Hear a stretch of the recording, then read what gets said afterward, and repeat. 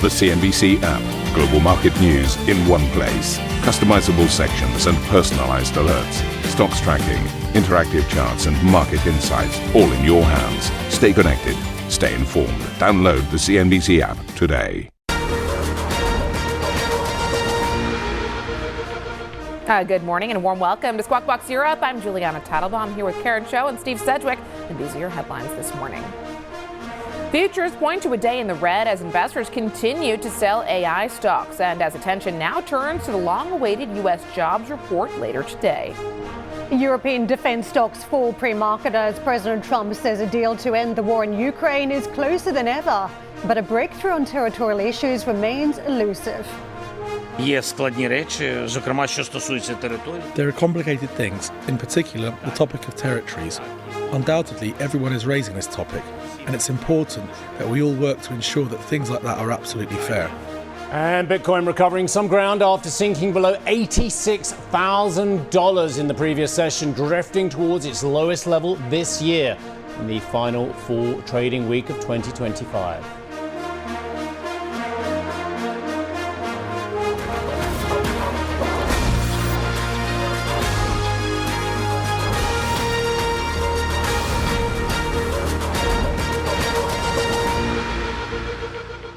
Good morning, everyone. A huge focus on the macro this week stateside, but also here in the UK, as we've been talking more and more about growing number of job seekers in the UK, that there may be a jobs deficit forming. And straight up, the UK ILO jobless rate crossing at 5.1% in the 3 months through to October. This is as expected, so climbing off that 5% handle. The UK employment numbers 3 months versus in the 3 months to October, minus 17k. A poll saw this a deeper number of minus 67k, but still a retreat. The average weekly private sector earnings ex bonuses 3.9% year over year in the 3 months to October, and the average weekly earnings ex bonuses 4.6%, the number. So still seeing some bonuses paid out, but it is the jobs deficit number today the market will focus on. UK November claimant count plus 20.1k month over month. So the ONS saying in November 38,000 fewer people were in payroll employment when compared with October 2025. In terms of the vacancies through to the 3 months in November, according to the ONS, 729,000 is the print. This is the reaction on markets today. We're 133.73, just flipping around a little bit around that unchanged mark. But I think for the markets looking at this, the pressure that we're seeing from the budget, the pressure from the government in terms of those tax policies having some bearing on the labour market. I think looking at this data, what jumps out to me relative to expectation, the weekly earnings, the fact that wage growth is a little bit stronger than the market had been expecting. We're looking at average weekly earnings up 4.7% year on year. The expectation was 4.5%, so marginal difference, but stronger nevertheless. Private sector earnings ex bonuses 3.9% higher year on year. So a little bit stronger in terms of weekly earnings ex bonuses overall, 4.6% versus 4.5% expected. And just, I think, highlighting the conundrum that the Bank of England is facing, weakness in the labor market, but wage growth still a little bit of a problem, and obviously inflation still a problem. Yeah, good morning, both. I actually think the government has got a massive problem here as well. You've got lowering employment, you've got midterms, or you've got May elections coming up, which are expected to show an absolute drubbing for the UK government. In the meantime, I don't actually think the Bank of England has got a conundrum. It cannot do anything. That is the fact. It will not lower rates aggressively from here with a 4.7% handle on average weekly earnings. It is way too high. I beg your pardon, 4.6, which is above the 4.5, but at 4.7 on the 3 month as well. It actually highlights the conundrum that the Federal Reserve has got. And we're going to get this delayed partial BLS data today, and it just shows the absolute problem for profligate governments who have fiscal deficits as well. There is no way, if this kind of figure is replicated over in the United States on the BLS, that they can do much about it. If you have high wage growth, higher average earnings, but a stable to slightly declining employment market, it's very, very difficult for them to cut interest rates. Doesn't mean they won't, but certainly makes it harder to justify. It's a no hire, no fire type of market, isn't it? And is AI having some sort of bearing in the equation here? You've got a very tough macro, I think, in the UK, elsewhere as well. Is AI just becoming that question mark for employers saying, do I embark upon more hiring here, or do I wait and see whether the technology can do some of the heavy lifting for me in terms of productivity? Okay. I was just going to take us to the markets because clearly sentiment is fragile at the moment. When you look at the U.S. trade yesterday, we saw continued selling in some of the key AI plays. The tech-heavy NASDAQ coming off about 0.6%. It was the third negative session in a row for U.S. tech stocks. Tech, the worst performing sector of the bunch in the U.S. And we're seeing a sell-off in Asia as well. Similar to what we saw yesterday, Asia selling off in sympathy, it seems. You've got the Nikkei 225 off 1.6%. The Hang Seng in Hong Kong off 1.5%.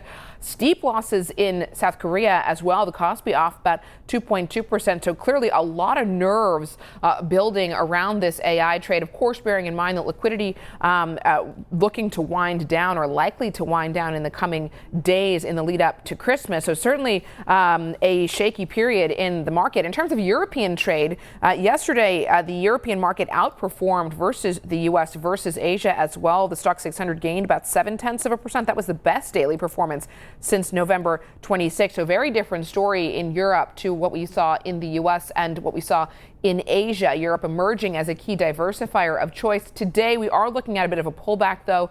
You're seeing European futures trade lower. As far as the U.S. market is concerned, here's your early look at the Wall Street trade this morning. Futures are weak. You're looking at the NASDAQ coming off another 200 points. The Dow and the S&P also looking to open lower. Also worth noting that Bitcoin sold off yesterday. Bitcoin plunging below $86,000. We'll talk more about the sell-off in crypto and the potential link to the sell-off in equity markets. But certainly this is a volatile start to trade this week. And Wall Street analysts have been dusting off their crystal balls and setting year-end targets for the S&P 500 for next year. Bank of America securities analyst Savita Subramanian is the most bearish, expecting the main U.S. index to close at 7,100 or just 4% above current levels. She cited the volatility in AI stocks as the main reason for her bearish view.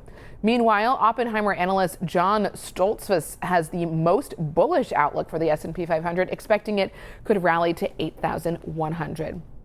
Mike Wilson, the chief U.S. equity strategist and chief investment officer at Morgan Stanley, told CNBC he's positive on the outlook for the stock market. Our view coming into this year was that the administration would do the growth negative stuff first, and that would turn into a tough first half, second half being quite good. And that's exactly what's played out. It was a little more dramatic than we would have liked in April. But I mean, that playbook is working. And so now for 2026, we're going to see, more of the good news effects of the fiscal policy. And now, of course, the Fed getting on board to be supportive of this sort of run it hot strategy. So traders are closely watching for today's non-farm payrolls report due before the Wall Street Open. Today's print will bring combined figures from October and November owing to the US government shutdown. The report will also, as we mentioned, likely be lacking detail in several areas, with data collection limited, especially for October. Traders are also looking to Thursday's delayed CPI print for clues on the Fed's rate path ahead. Speaking to our US colleagues, the Fed Governor Stephen Miron. Now, do you remember where he was on the dot plot? I think you all do. Okay. Mr. Miron brushed off the idea that tariffs are driving up prices.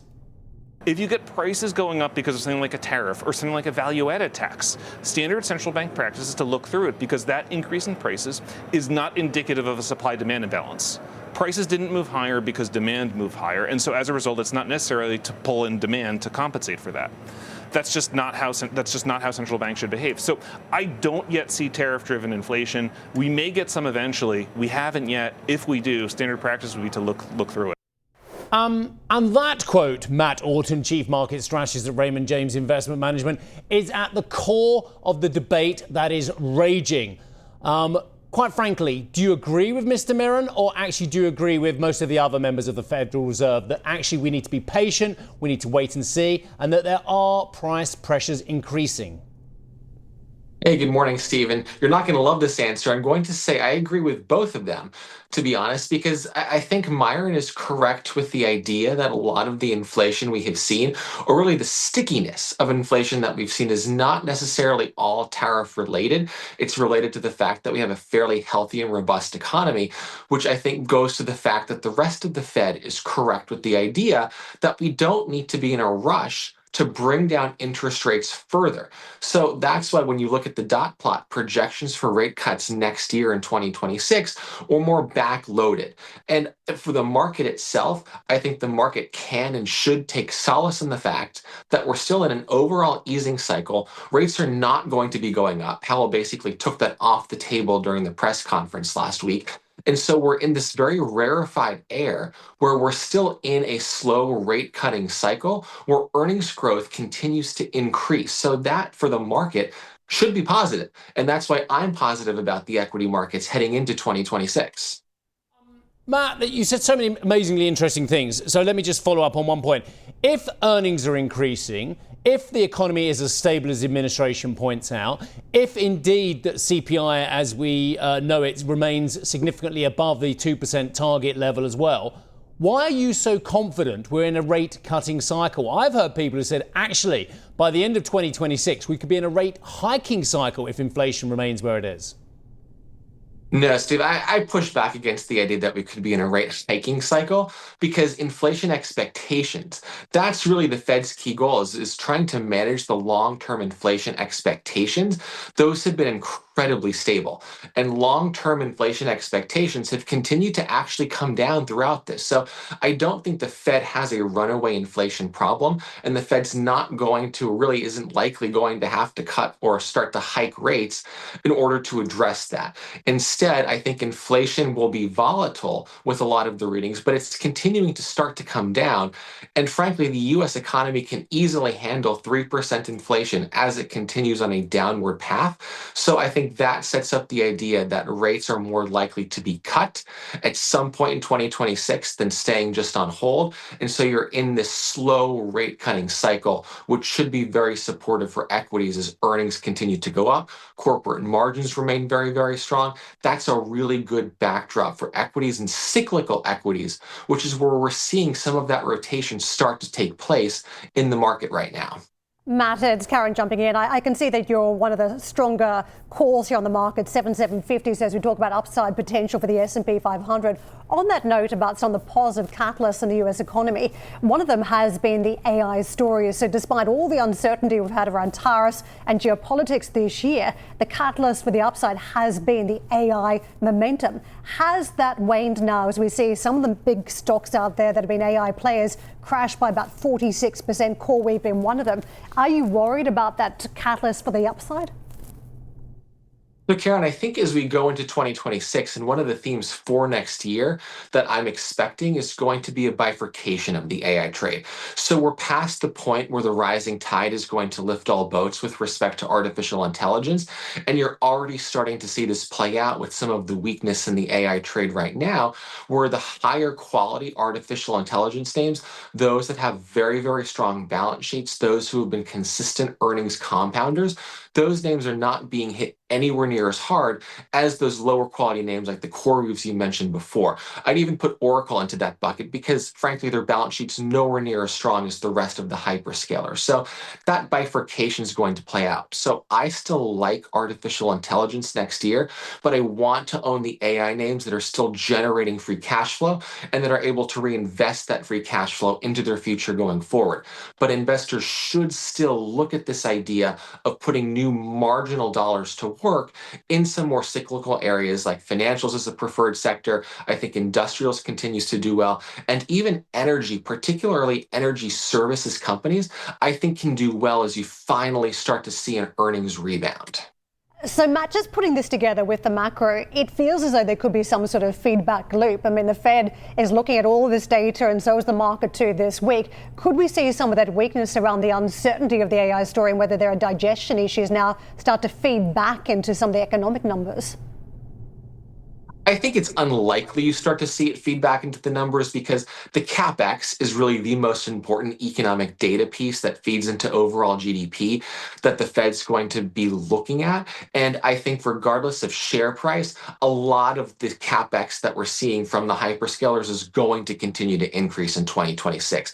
It doesn't matter where the share price is necessarily because they're still generating that free cash flow. They're still able to start to tap the bond markets really in many cases just to clean up the capital structure of the companies, not because they necessarily need to at this point. So I think the sustainability of capex is still there. And so I think there are opportunities starting to be created in a lot of these capex related names that have sold off 10, 20+% that are very, very high quality. So I'd be looking to selectively buy dips in some of these names. We don't need to be in a rush to do so, but I do think there are opportunities being created as valuations have compressed meaningfully from where fundamentals actually are. Matt, to what extent are you watching, concerned about the sell-off in Bitcoin and the links that there could be to what happens in the tech heavyweights? So there's clearly a significant degree of overlap between retail investors who are in Bitcoin and some of the other cryptos and in the Mag 7 in the U.S. Yeah, there's definitely a pretty strong correlation. And I'll tell you, Juliana, I hate waking up in the morning and seeing red on the cryptocurrency screen because I know how trading is going to start every morning. It's not always the best thing. But I'll say some of the sell-off is starting to look a little bit exhausted. But again, I think investors eventually will start to separate opportunities in the equity markets from, say, just the risk signals you're getting from cryptocurrency, because there are starting to be some very compelling opportunities. There's even some Mag 7 names trading at sub 20 times forward earnings with, 20-25% plus EPS growth and increasing margins. So hopefully we start to see that separation take place. But for now, there is a tight correlation. And I think we'll start to see investors pay more attention to fundamentals as they're sniffing out opportunities in the market and not caring so much about what the risk signal might be, especially as we're through P&L protection at the end of 2025. Well, clearly the wealth effect is something to consider here. And if we do see sustained selling in crypto or in the equity market, it could have a significant impact on the health of the U.S. economy. You raise a really interesting point, I think, in your latest notes, that neither the Trump administration nor the Federal Reserve can afford a bear market. What do you think the Trump administration could do in the first part of 2026 to combat a bear market? Yeah, I'm so glad you brought that up because I think that's a really underappreciated point and another reason to be optimistic about significant dips in 2026. And I think the most important thing, Juliana, that the Trump administration can do is just provide clarity with respect to where we're going on policy. Wrap up all of these trade negotiations so that a lot of small businesses in the US that are the main employment center can know what their margins might look like in next year. So I think that level of clarity is going to be really, really important, and to make sure that there's consistency, not volatility, with respect to domestic policy as well. Be consistent about the OBBBA and the impact that that's going to have, and don't get so distracted with respect to messaging. And I think that can have a very positive impact on business investment and overall investor sentiment. Just a quick one. Which Mag 7 stock's trading below 20 times? I can't find one. So Meta, for example, Meta's trading on 22 times forward, Matt. So it's last I checked within Bloomberg, at least based on my forward estimates for where Meta earnings are, it's trading at about 19.5x forward earnings. You've got Alphabet, which is up 50+% this year. It's not sub 20x, but it's in the mid 20s, and I think that's a very fair number based on where earnings growth is. So you're seeing a lot of valuation compression across these names, and to me, that spells opportunities heading into next year, especially where I look at earnings is for a company like Meta. I think there's a big separation with respect to fundamentals and where valuations have moved. Okay. Okay, I think one of us is looking at the wrong numbers, because I see Meta at 21 times forward, 26 times trading. I'd see Google trading at 27 times forward, 29 trailing. But we'll agree to differ. You're using Bloomberg, I'm using another system. Matt, lovely to see you, my friend. Thank you very much indeed for your time. Thank you. And thank you for your contributions in 2025. It's been absolutely fantastic, and we look forward to seeing you next year. Matt Orton, Chief Market Strategist at Raymond James Investment Management. On a programming note, we're going to hear from the National Economic Council Director and one of the two Kevins. One of the two, they're calling them the two Kevins now. And Fed Chair, finalist. Yeah, he won the final. It's like The Apprentice. Who was the anchor of Apprentice in the States? Oh, yeah. Anyway, it's Kevin Hassett is one of the two Kevins. That conversation coming up at 2 p.m. London time. Well, on that note, I just saw that Kevin Warsh has emerged as the favorite for the Fed chair for the first time on Polymarket. So he's unseated because there was the other pushback Kevin. about Hassett. Yeah, well, so things are up in the air, it seems. Coming up on the show, Ukraine peace talks yield no agreement on territorial concessions. We'll have the latest next. Plus, Bitcoin slips to the $86,000 level to start the week. More later this hour. And we'll discuss tech investment with North Zone partner Jorgen Parson. Don't miss that interview at 8:30 GMT.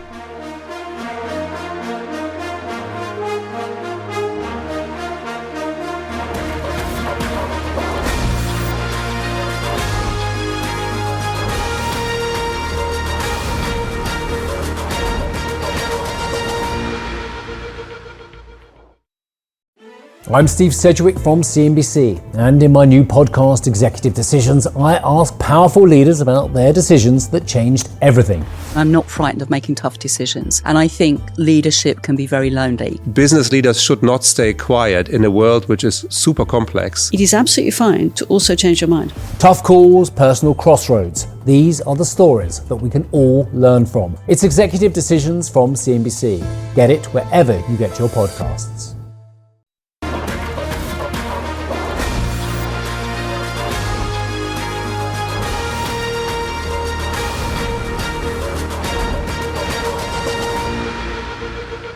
A deal to end the war in Ukraine is closer now than ever. But that's according to the US President Donald Trump, and it follows talks between Washington's envoys and European leaders in Berlin, although no agreement on territorial concessions. The US has reportedly offered to provide Ukraine with security guarantees modelled on NATO's Article 5, but warned such an offer will not be on the table forever.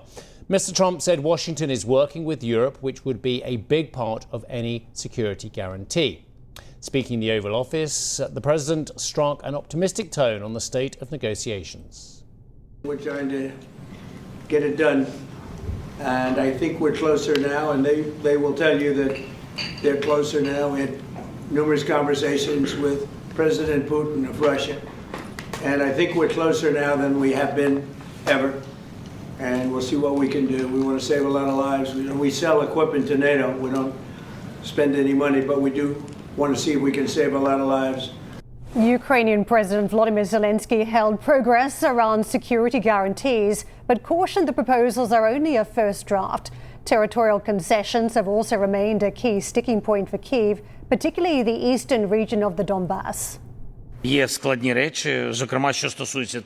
There are complicated things, in particular the topic of territories. Undoubtedly, everyone is raising this topic, and it's important that we all work to ensure that things like that are absolutely fair. We had enough of dialogue about territories. I think that so far we have different positions, I'll be honest. But I think that our American colleagues have heard my personal position. I'm very happy that I was personally able to convey this position. European leaders appeared cautiously optimistic following the talks, pledging to work with the US on providing robust security guarantees and economic recovery support measures for Ukraine. Amongst the commitments, a European-led multinational force, which would provide support in rebuilding Kyiv's armed forces and securing the sky and sea, including operations in Ukraine. The leader's statement also includes a commitment to a US-led ceasefire, monitoring and verification mechanism. Let's take a look at European defense stocks, which are on the move lower this morning. You've got Rank shares down about 3.8% in Frankfurt trade. Hensoldt also trading off by about 2%. Rheinmetall coming off as well. It seems to be tied to what seems to be a positive progress on the move toward some sort of peace deal. Speaking to Europe Early Edition, Christopher Granville gave his take on the impact of the latest developments on defense stocks. When I was saying earlier that the Ukraine war endgame is underway, the markets are pricing that in the form of a peace dividend, and that can be seen in the retracement of the share prices of European defense companies, which have handily outperformed for the last 2 to 3 years and have pulled back. In our view at TS Lombard, that looks like a buying opportunity because there will be no peace dividend. The outcome of the war will be that Russian military power has secured an unreversed territorial change in Europe, and that will be a huge incentive to improve European defense industrial capacity and continue arms procurement. So that's going to be a secular story, as it were. Well, clearly, this is a potentially major development for the market should we actually get significant progress toward a peace deal here. But clearly, there is still a long way to go, and the rhetoric has become more positive. But there's no deal until there's a deal. And Steve, you made the point yesterday that the Ukrainians putting out there that they're willing to let go of NATO membership isn't actually a huge piece of news. It's just a huge piece of public news. Yeah, I think so. For anyone who knows what's been going on diplomatically, the ascent of Ukraine into NATO was always an incredibly large stretch. An association with NATO, yes, they already have an association with NATO. If you actually carry on with the process of integrating their military into a similar set of hardware and munitions as NATO, then that is a very positive thing anyway, and obviously the interchangeability of equipment is very important. But I just want to go on a different note. I mean, I don't know what's happening in politics. God, we all pray that this war will end soon as well, even if it's a very, very bitter pill to swallow for the Ukrainians on the current terms. But the fact of the matter is, I want to look at these stocks, and these stocks have come a very long way. Rheinmetall is a great case in point. It has come off incredibly aggressively from its high. It was trading, Rheinmetall, you can see there, 1507. It was trading circa 2000. So it's come off a long way. But for those of you out there thinking, oh, is this a trade to own or not on the back of the war or back of the, hopefully, cessation of the violence as well, just think about the valuation of this company. It's rallied 156% this year and still trades at a premium to virtually every Magnificent Seven stock, if we're kind of trying to compare hot areas. It trades at 40 times still forward, and that is a very expensive stock, even if you like the longer term thematic. That is the point, isn't it? It has repriced fairly aggressively in the months of October to November. That's where we've seen the reset. But the long-term story here, even if there is progress around this hot conflict, we continue to see stepped up investment. The Finns have been talking in the last 24 hours about the threat that they could still face on the eastern borders, that there should be more European defence money spent trying to shore up security for Europe, even if there is progress around Ukraine. So it doesn't feel as though, even if a hot conflict is solved, that you step away from the security fears that Europe has. Having just come back from the other side of the world, I've got to say different talking points. China having circumnavigated Australia recently, there are concerns on that side of the world too about the threat of the Chinese. So it feels as though if the defence capabilities are built up in Europe, that there could be demand for those defence stocks elsewhere. So it's not just going to be a European story. That's a really interesting point. There's more depth to the demand than just the Europeans.